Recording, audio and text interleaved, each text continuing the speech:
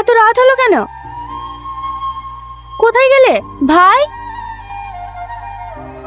কে তুমি? তুমি তো আমার ভাই না।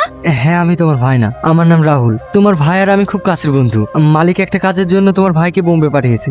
আমার ভাই বাড়ি কবে আসবে?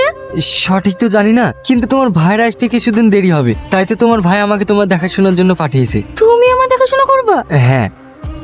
সামান্য একটা অন্ধ মেয়েকে তুলে আনতে পারিস নি? আমরা তুলে আনতে গেছিলাম বস, কিন্তু দরজা খুলতে পিছন থেকে একটা ছেলে এসে খেলাতে শুরু করে দিল। কোন শালারে যে আমার লোকের গায়ে হাত দিয়েছে? জানি না ভাই, ছেলেটাকে এলাকায় নতুন মনে হচ্ছে। খোঁজ লাগা, কোথায় থাকে কি করে সমস্ত ডিটেলস আমার চাই। শালাকে রাতারাতি জ্যান্ত কবর দিন। শান্ত হ। আমি যতদূর জানি এই দুনিয়ায় রাজুর বোন ছাড়া ওর আপন বলতে আর কেউ নেই। তাহলে ওর বোনকে প্রোটেক্ট করছে কে? বলো তুমি কি খেতে ভালোবাসো? আজকে আমি তোমার জন্য সেটাই রান্না করব। আমার মাছের ঝোল দিয়ে ভাত খেতে খুব ভালো লাগে। ঠিক আছে, আজকে আমি তোমার জন্য মাছ রান্না করব। আচ্ছা, ভাই কোথাও যাওয়ার আগে আমাকে বলে যায়, এবার বলে গেল না কেন? আসলে ইমার্জেন্সি যেতে হয়েছে তো, তাই বলার সুযোগ পাইনি। তাহলে অন্তত ফোন তো করবে।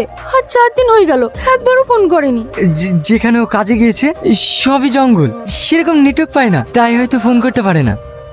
দাঁড়ান, একটা অসহায় মেয়েকে মিথ্যে কথা বলতে আপনার বিবেকে বাধে না? কে আপনি, আর এখানে কি করতে এসেছেন? আমি রাজুর বন্ধু।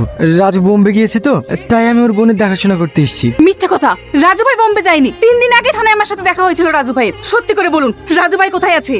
বললাম না, কোম্পানির কাছে বোম্বে গেছে। আপনি আবারও মিথ্যে কথা বলছেন। রাজু ভাই যদি বাড়ি ফিরতে 1 ঘন্টাও দেরি হতো আমাকে ফোন করে জানিয়ে দিত যে আমার বোনকে দেখিস। আজ 3 দিন হয়ে গেল বোম্বে গেছে, আমাকে একবারও ফোন করেনি। নিশ্চয়ই কোনো রহস্য আছে। আর আপনি সত্যি করে বলুন, রাজু ভাই কোথায় আছে, নাহলে আমি এক্ষুনি থানায় যাবো। রাজু আর বেঁচে নেই। এসব আপনি কি বলছেন? ভাই বেঁচে নেই মানে? হ্যাঁ, আমি ঠিকই বলছি। ওকে অভিরূপ ব্যানার্জি খুন করেছে। অভিরূপ মানে?